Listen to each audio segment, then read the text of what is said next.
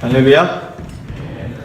역시 제가 생각했던 것만큼 반응이 그렇게 뜨겁지는 않는 것 같아요.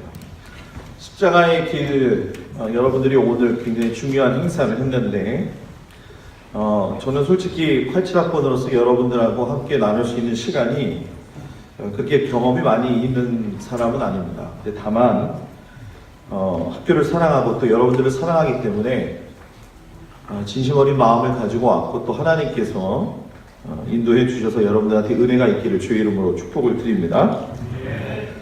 견고한 하나님의 소명을 세수하라. 제가 목회 현장에서 경험을 하면서 느끼는 것 중에 한 가지가 신학교 기간에 좀 더 확고한 목회 철학을 좀 가졌으면 얼마나 좋았겠는가 그런 생각을 많이 해요. 그리고 무엇보다도 여러분들이 알고 있는 이 목회 사역의 현장에서 일어나고 있는 일들이 우리가 미처 생각하지 못했던 일들이 대단히 많이 일어납니다. 그때 이제 선배님들이 잘 계셔가지고 위기대처법을 좀 가르쳐 준다고 했다고 한다면 지금의 목회보다는 더 좋은 결과들을 얻을 수 있지 않았겠는가 이런 생각을 해요.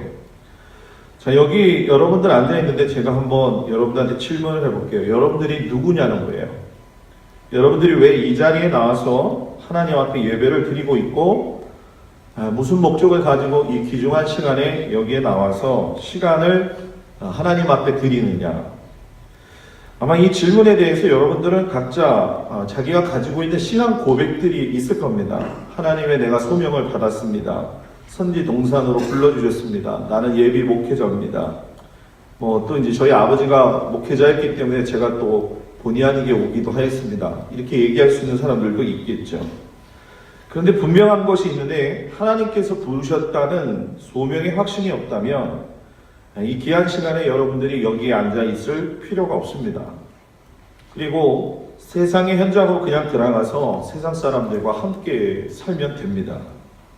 아마 이 질문이 여러분들한테는 심기가 대단히 불편할 겁니다. 왜냐하면 어쩌면 여러분들의 전곡을 찌를 수 있는 말이기도 하기 때문에 그렇죠.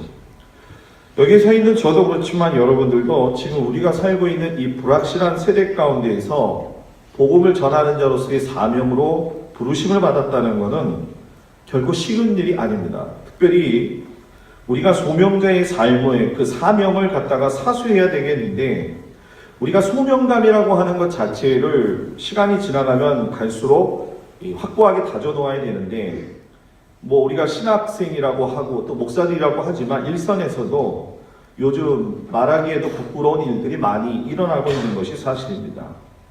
그렇다고 한다면 우리가 고난주간을 맞이하면서 오늘 여러분들이 십자가의 길을 하고 또 주님 따르겠다고 이 선지동산에 와서 하나님의 말씀을 배우고 있는데 여러분들이 갖추어야 될 게 무엇이겠느냐? 저는 여러분들한테 두 가지를 이야기하고 가려고 합니다. 그 중에 하나가 뭐냐면 시대를 바르게 분별할 수 있는 안목을 가져야 된다라는 얘기입니다. 설교를 일주일 전에 준비하고 나서 오늘 아침, 오늘 새벽이죠. 오늘 새벽에 제가 3시에 일어나서 다시 설교 본문을 내용을 완전히 바꿔버렸습니다. 그냥 여러분들한테 학식적이고 이런 것보다는 제 삶에서 일어난 이야기를 하는 게 좀 중요하겠다. 그래서 여러분들한테 사건 현장 속에서 일어났던 일을 좀 증거하면서 이렇게 말씀을 전개하려고 합니다.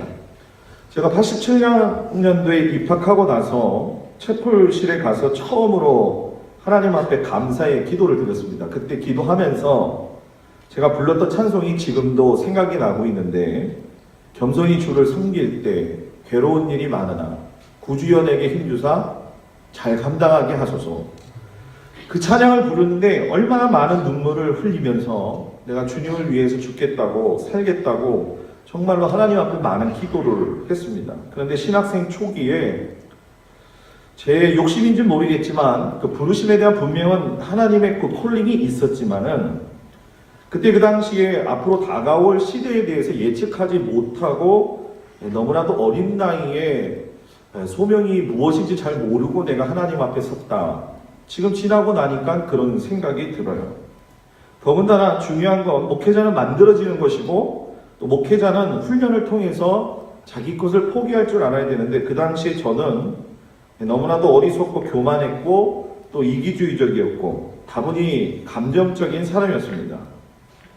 당시에 제가 이제 신학생이 되겠다고 했을 적에 한국교회 부흥이 최고의 그 위치까지 올라갈 수 있는 상황이었기 때문에 부흥의 상태로 본다고 한다면은 내노라 하는 목사님들의 영향력이 대단히 컸었고, 또 그리고 교회도 성도들도 많이 있고 또 외부적인 모습도 급격하게 부흥하는 그런 시대였습니다. 근데 문제는 뭐냐면 거기까지였다는 거예요. 왜 거기까지냐? 한국교회의 위기가 오고 있다라고 하는 걸 그 시대에 그 어떤 사람들도 제대로 알고 있지 못했다는 겁니다. 하나님의 말씀을 우리가 배우고 또 우리가 전하기도 하지만 마음과 정성을 다해서 순종하는 목사의 삶이 잘 무엇인지 모르고, 또 성도들의 태도 가운데에서도 하나님의 말씀을 배웠을 적에 하나님의 말씀이 생명이 되어서 그 사람을 움직이는 게 아니라 그 말씀을 가지고 오히려 남을 정죄하는 수단으로 삼는 경우가 한국교회에 허다한 것이고 지금도 그렇게 되어 있는 것이 사실입니다. 그 중에 저도 제가 유리한 쪽으로 해석을 했고 제가 유리한 방법으로 모든 걸 이렇게 전개해 나가는 그냥 좌충우돌의 전도사였죠. 그리고 지금에 와서 우리가 다 느끼는 거지만 그때 당시에 많은 목사님들이 한국교회의 그 미래를 책임질 일꾼들을 갖다가 키우지 않았다는 겁니다. 저도 이런 영향 속에서 영향을 받은 세대이기 때문에 목회자의 길을 걸어가겠다고 하나님의 선지동산인 이곳에 와서 하나님 앞에 무릎을 꿇었지만 제 마음 한 곳에 이런 마음이 있었어요. 빨리 목회하자. 그리고 남보다 크게도 목회하자. 이게 목회의 성공이고, 그리고 어느 정도면 어느 정도 선에 가게 되면 내가 그 일 정도는 완벽하게 해낼 수 있지 않겠느냐. 오만하고 교만한 생각을 가져가지고 신학생일 적에 가장 실수하는 게 뭐냐면 목사님들의 설교를 듣고 내가 판단을 하죠. 그리고 나는 저거보다는 더 잘할 수 있겠다라고 하는 속의 마음을 가지고 있던 것이 바로 저였습니다.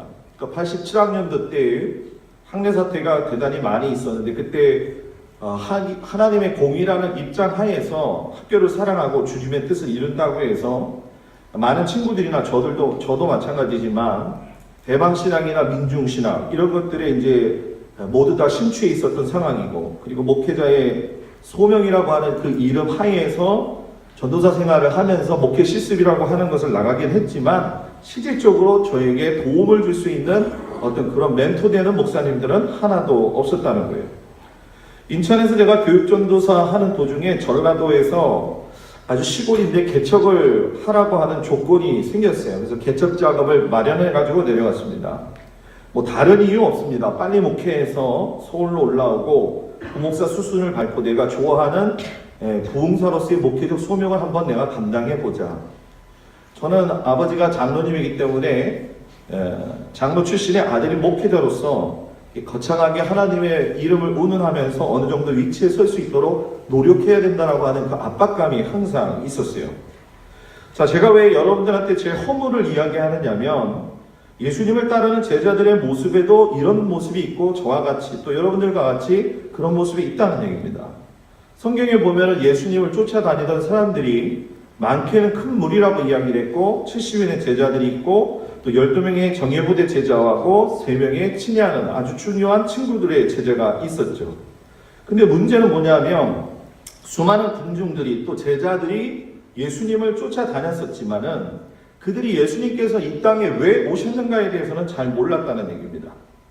무작정 기대감을 가지고 그 옛날 약속하셨던 아브라함과의 언약을 기억은 하고 있지만 하나님의 언약인 말씀 모세의 율법을 가졌음에도 불구하고 그것대로 살지 않았어요. 결국은 그 결과로 인해 가지고 다윗과 솔로몬의 최대 전성기가 깨어지게 되고 모든 백성들이 흩어져 사는 치욕을 겪게 됐습니다.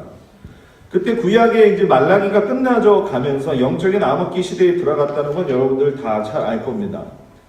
근데 그 말라져가는 영적인 상태에서도 이스라엘 백성들이 알기를 원했던 것이 무엇이냐면 하나님께서 약속하신 메시아를 기다린다는 아주 가느다란 희망이었어요. 그런데 지금 눈앞에 와서 계신 예수님이 메시아임에도 불구하고 제자들의 모습 속에서는 예수님을 메시아로 보지를 못하고 있는 모습을 우리가 보게 됩니다. 앞에서 제가 그랬던 것처럼 철저하게 시대가 변화되어져 가고 하나님의 구속사 역사가 진행이 되어져 가는데 그거를 눈치채지 못하고 있었다는 거예요. 왜 그랬을까냐는 거예요. 관점이 달랐다는 얘기입니다. 예수님이 메시아로서 오신 것은 죄로 인해서 하나님과 막혀있는 죽음의 담벼락을 무너뜨리시고 우리에게 새 생명을 주시기 위해서 오셨습니다. 예수님은 온통 사람을 사랑하고 사람의 영혼을 제일 중요하게 여기시는 겁니다. 오늘 우리가 신앙의 길을 걸어가고 하나님 앞에 부름받았다고 한다면 제일 예수님이 우리를 보실 때에 무엇을 보실까? 여러분들 생각해 본 적 있습니까? 그것은 다름이 아닌 우리들의 마음과 태도를 본다라는 거예요. 근데 문제는 뭐냐면 우리가 어느 순간에 가게 되면 자기 안목에서 예수님을 바라보고 자기 나름대로 어떤 목적을 가지고 예수님을 따라가게 됩니다. 저의 모습이 그러했다라는 얘기예요.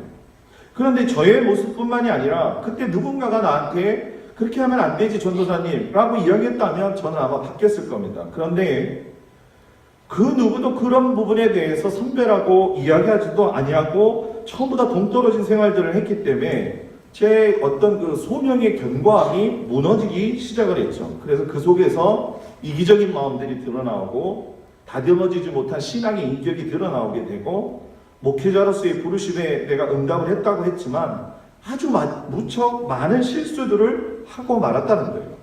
근데 문제는 이것이 제 혼자만의 실수가 아니라 시대를 분별하지 못하고 하나님을 내 마음속의 중심으로 섬기지 못하게 될 때에는 교회 실수는 꼭 목회자의 실수가 되고 목회자의 실수는 한국 교회의 실수가 됩니다. 그래서 그것이 부메랑이 되어져서 우리들의 삶에 치명적인 실패를 가져오게 됩니다.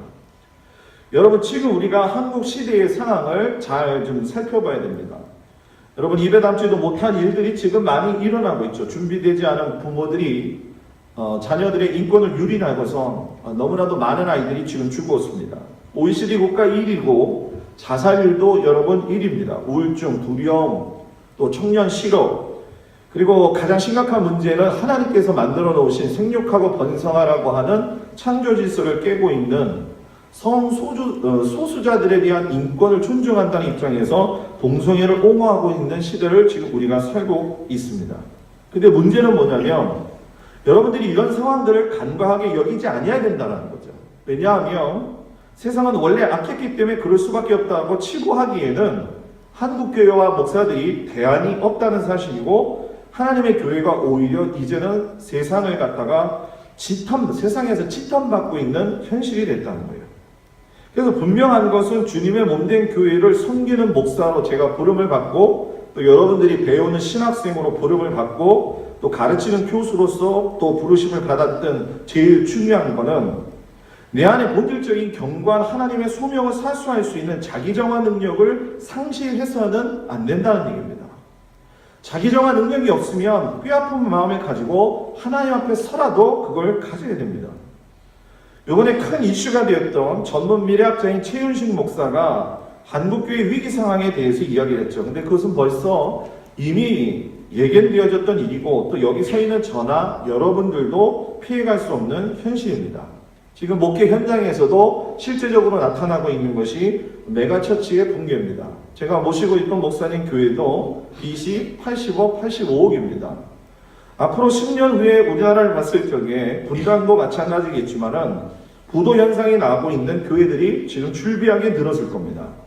그리고 젊은 세대들이 중간 허리가 없는 교회, 앞으로 2030년 후에서부터는 노인 인구가 10명당 4명이 될 거라고 이야기합니다. 교회가 그들만의 리그가 되었고 자기들만 유지할 수 있는 명목상의 성도들을 여러분들이 앞에 만나게 됐다는 거예요. 여러분 우리나라에 치킨 매장이 몇 개가 있는 줄 아십니까? 22,529개가 있습니다. 그리고 밖에 길 나가면 하루 건너 하나 있는 이 편의점만 해도 2039개가 있는데 교회는 여러분 얼마나 있다고 생각합니까? 졸리나요? 교회는 얼마나 있다고 생각하세요? 비인가 교회 포함해가지고 13만 개라는 거예요. 13만 개인데 이런 상황에서 부름받아 나선 임원 찬양하고 개척한다고 해도 살아남을 수 있을는지 또 소명을 가지고 어디든지 가오리다 하면서 나아가도 여러분들이 모르는 목회 현장에서 도사리고 있는 성숙되지 못한 성도들의 모습과 또 성숙되지 못한 목사들과의 관계 속에서의 낙심과 절망이 우리를 엄청나게 크게 기다리고 있다는 사실을 여러분들은 명확하게 알아야 됩니다.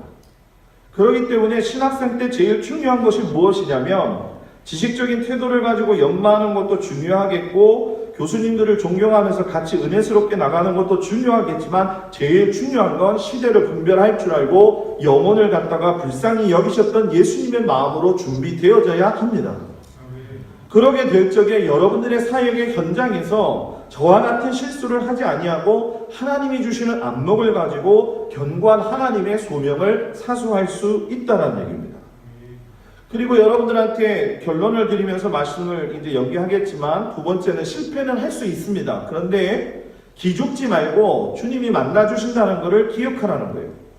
아까도 말씀드렸지만 저희 목회적 실수는 전라도에서 과정받는 중에서 인천에서 교육전도사로 있었던 교회에서 문제가 발생했어요. 목사님이 돈 문제로 인해서 건축 헌금을 유용해서 성도 50명이 나와 개척을 하는데 저를 부른 겁니다. 그때 제 마음에 든 것이 여러분 무슨 마음이었을 건가요? 됐습니다가 아니었습니다. 아주 좋습니다. 드디어 문이 열리는구나. 27살 어린 전도사에게 50명의 성도들이 웬 말이냐. 내가 하나님 앞에 그렇게 기도했더니 하나님이 진짜 나를 사랑하시는구나. 이게 착각입니다. 지방에서 정치적인 문제로 괘씸죄에 걸려가지고 3년을 진급 못했고 저를 어려서부터 보셨던 멘토이셨던 목사님이 헌신과 수고로 인해서 지방에 들어갈 수 있는 여건이 준비가 되었는데 문제는 3년의 시간이 허비가 되어지는 과정 속에서 시작이 되어졌는데 앞으로 진급받으려면 4년이라는 과정을 받아야 되고 또 성도들은 여러분 단순합니다.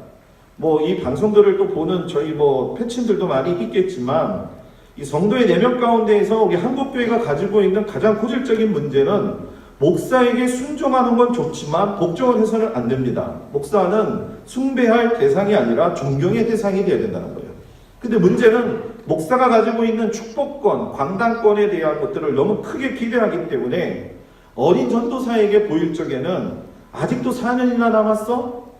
아직도 저 사람한테 축복 기도를 받으려면 오랜 시간이 그렇게 남았어? 거기서부터 불만이 나오기 시작을 했던 거예요. 저는 세상에서 귀신은 잘 무서워하지 않습니다. 그런데 세상에서 제일 무서워하는 사람들이 있습니다. 그게 바로 성도들입니다.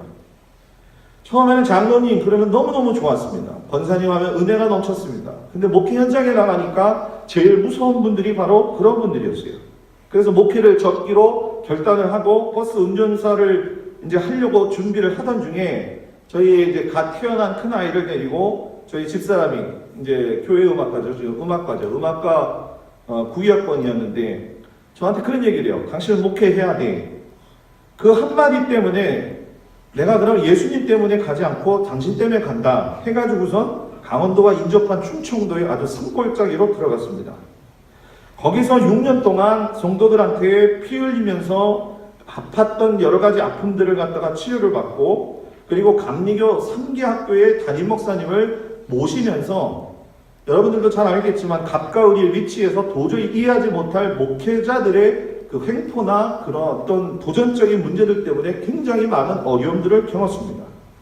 근데 이 경험하는 중에 제가 느낀 게 뭐였냐면 하나님은 참 공평하시다라는 거예요. 성도에게 받은 상처는 성도들을 통해서 위로받게 하시고 목사에게 받은 상처는 목사를 통해서 위로받게 하시는데 제가 마지막에 이제 모셨던 우리 목사님이 성막의 권위자인 목사님 밑에서 제가 5년의 부목사를 경험을 했습니다. 심장정지가 와서 주일 아침에 중환자실에 들어가서 죽는 상황까지 갔는데 집사람은 가가지고서는 찬양대하는 그 정도의 상황들이었어요. 그런데 박사학위 없는 제가 성막과 성전을 모토로 해서 목회적 기반을 다지하고 난 다음에 지금 현재 단일 목회로 하고 있는 교회에 그 교인들한테 청빙을 받아서 간 지 7년이 됩니다. 우리 교회 성도님들은 13년 이상 동안 담임 목사하고 싸우면서 1,400명의 교회가 교인이 80명, 90명밖에 남지 않은 상태입니다. 저희 교회는 지금 100명이 모여서 같이 예배를 드리고 있는데 제가 처음에 부임했을 적에는 저한테 목사라는 이야기를 하지 않았고 지방에서도 목사님이라고 부르지 않았습니다. 자, 제가 왜 이런 이야기를 하느냐? 제 삶을 뒤돌아보고 하나님의 사명자로서 부름받을 때에 저같이 실수 엄청 많이 할 수 있다는 얘기입니다. 누가 그렇습니까? 여러분들입니다. 제가 학교 다닐 때 이런 말을 들었을 수 있었다고 한다면 대단히 저한테 유익이 됐을 것 같아요. 여러분, 실수는 할 수 있지만 포기는 하지 말아야 됩니다. 하나님의 구원의 완성, 구속사는 그냥 이루어지는 것이 아닙니다. 뿌리가 좋지 않으면 나무는 자랄 수 없거니와 열매도 맺을 수가 없습니다. 예수님은 율법을 완성하기 위해서 진리로 오신 뿌리이십니다.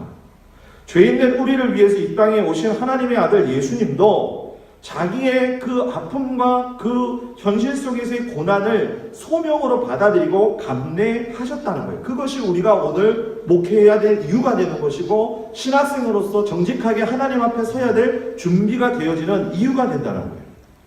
예수님이 6월절 성만찬을 맞이하시고 겟세마네로 가실 적에 의미심장한 말을 하시죠. 너희가 오늘 밤에 다 나를 버릴 거야. 목자를 치리니 양의 떼가 흩어질 거야. 그러나 내가 살아난 후에 너희보다 먼저 갈릴리로 갈 거야. 과정을 이야기하시고 과정 속에서 결과를 말씀하셨어요. 그리고 결과 속에서 약속을 하셨습니다. 그런데 여기서 좀 이해가 되지 않는 말씀이 있죠. 그게 뭐냐면 내가 살아난 이후에 너희보다 먼저 갈릴리로 갈 거야 라고 이야기하셨어요. 예수님은 제자들이 붙잡히시는 과정 속에서 십자가의 죽음을 두려워한 나머지 다 도망칠 것을 미리 알고 계셨다는 거예요. 예수님은 우리가 이 땅에서 살아갈 적에 실수할 걸 이미 다 알고 계신다는 얘기입니다. 유진 피터슨 목사님이 쓴 메시지 성경에 보게 되면 이때 이 이야기를 어떻게 해석하고 있냐면 베드로가 불쑥 끼어들었는데 주님 때문에 다른 사람들이 다 넘어진다 해도 저는 그러지 않겠습니다. 예수님이 그때 말씀하시기를 베드로야 너 자신하지 말아라. 그럼에도 불구하고 베드로가 뭐라고 이야기하냐면 주님과 함께 죽는 한이 있어도 절대로 주님을 부인하지 않겠습니다. 이 말에 다 같이 동의하듯이 다른 제자들도 똑같이 말을 했습니다. 그런데 제자들은 완벽하게 실패했습니다. 제자들은 주님과 함께 3년이라고 하는 시간을 보내면서 같이 먹었고 웃고 울었고 기적의 현장에 있었습니다. 그렇기 때문에 나는 절대로 주님 버리지 않을 거라고 다짐할 수 있었고 다른 사람 다 버려도 나는 안 버립니다 라고 이야기하고 고백할 수 있었다는 거예요. 근데 그것이 견고한 소명이라고 착각하고 있었다는 거예요. 베드로도 여러분 다른 제자들과 같이 더불어 봤을 적에 그가 수제자였지만 예수님의 십자가 사건이 사람의 역사 가운데 가지고 있는 하나님의 큰 구속사의 틀에 속에 있다라고 하는 걸 모르고 감정과 의욕과 인간적 의로만 주님을 따르려고 했다는 사실이에요. 여러분 우리가 지금 부족해서 어떻게 보면 신학도의 길을 잘못 걸어가고 있지는 않는지 또는 이해도 상상할 수도 없는 목회 현장에서 일어나고 있는 비인격적인 사역의 관계들 속에서도 여러분들이 많이 힘들어하는 사람들도 있을 겁니다. 또 그 와중에서도 어떻게든 내가 주님 앞에서 섬기면서 나가겠다고 노력하고 애쓰고 수고하는 여러분들도 있을 겁니다. 그러나 여러분 분명한 건 의심하지 말라는 얘기입니다. 너무 교만해서도 안 되고 너무 자기 폄하도 안 되고 실수는 해도 포기는 하지 말라는 겁니다. 주님께서 여러분에게 주신 견고한 사명을 사수하기 위해서는 여러분들의 부르심에 대한 소명을 점검해야 됩니다. 예수님은 그런 제자들의 장담하는 고백 앞에서 소망을 주신 겁니다. 내가 먼저 갈릴리 가서 너희들을 기다리고 있을게. 그때 우리가 해야 될 말이 뭐냐는 거예요. 네, 제가 그럴 만한 충분한 사람이 됩니다. 제가 충분히 주님을 배반할 수 있는 사람입니다. 나 포기하지 못하고 예수님 왕으로 섬기지 못하고 겉만 번지르르한 사람입니다. 용서하십시오. 이 선언이 있어야 된다는 거예요. 진짜 예수님을 자신의 왕으로 섬기고 내 삶의 주인으로 섬기는 사람은 주님의 음성이 들립니다. 내가 먼저 가서 실패한 너희들을 맞이할 거다. 너희들이 다 나를 모른다고 하여도 나는 너희를 먼저 알아볼 것이다. 너희들이 실패했다고 해서 내가 너희들을 버릴 것이 아니다. 메시지 성경에 보면 이 부분을 예수님이 이렇게 표현합니다. 이 슬픔이 내 생명을 꺾어버리는구나. 여기서 나와 함께 깨어 있어라. 나와 함께 깨어 있어 달라. 내 생명이 지금 꺾어지는 상황 속에서도 너희들이 나와 함께 깨어 있게 해달라. 기도하고 부탁을 하죠. 그러면서 잠자고 있는 그들에게 현실적으로 이야기하고 있는 그 메시지 성경의 내용을 보면 아주 적나라하게 이야기하기를 뭐라고 하냐면 예수님이 단 한 시간도 나와 함께 견딜 수 없더냐. 깨어 있어라. 위험에 처한 줄도 모른 채 유혹에 빠지는 일이 없도록 기도하여라. 너는 하나님 안에서 무엇이든지 열심히 할 각오가 돼 있다만 한편으로는 난로가에 잠든 늙은 개처럼 나른하구나 라고 이야기를 하셨어요. 여러분, 우리가 늙은 개처럼 나른한 모습을 가지고 살면 안 됩니다. 우리는 하나님께서 주신 생명을 구원하러 부르심을 받은 사람입니다. 이럴 적에 우리가 정말로 필요한 건 여러 가지 닥치는 환난과 시험이라고 하는 건 이미 우리들에게 예견되어진 거라는 거예요. 문제는 뭐냐면 준비되지 않은 마음과 철저한 자기가 관리 없이는 하나님의 소명을 감당할 수 없다는 겁니다. 그리고 여러분들한테 제가 꼭 부탁드리고 싶은 것이 있는데, 여러분들이 자라오면서 지금까지 마음속에서 닫혀져 있는 문제들과 또 여러분들 내면 안에서 해결되지 못했던 여러 가지 상처들의 문제가 있습니다. 이것을 해결함 받지 아니하고 소명을 받아서 나가게 되면 여러분, 미안한 얘기지만 여러분 스스로들의 영혼들도 죽이고 성도들의도 영혼을 죽일 수 있는 결과를 나옵니다. 그 실수를 한 사람이 바로 접니다. 그래서 저는 우리 후배들이 내 생명이 꺾어지는 상황 속에서도 나와 함께 깨어있어 달라고 했던 그 주님의 음성을 소홀히 듣지 마십시오.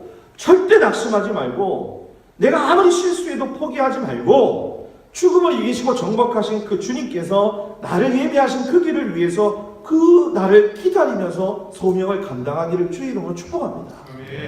아무리 어려워도 소명을 끝까지 붙드는 자는 하나님께서 지켜주십니다.